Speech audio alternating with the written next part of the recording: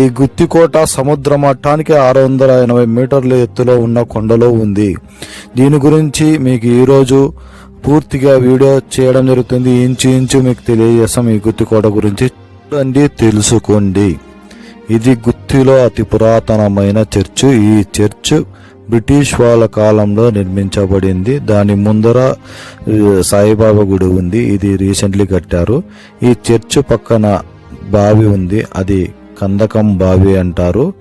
ఇది కందకం బావిలో పురాతన కాలంలో స్నానాలు ఆచరించి ఈ కందకం బావి ముందరున్న ఆంజనేయ స్వామి గుడిలో ఆంజనేయ స్వామిని దర్శించుకొని అదే విధంగా దాని పక్కనున్న సత్రములో నిద్రించి వారుజాములో అమ్మవారిని దర్శించుకొని గుత్తికోటలోకి ప్రవేశించేవారు. అక్కడున్న శివాలయంలో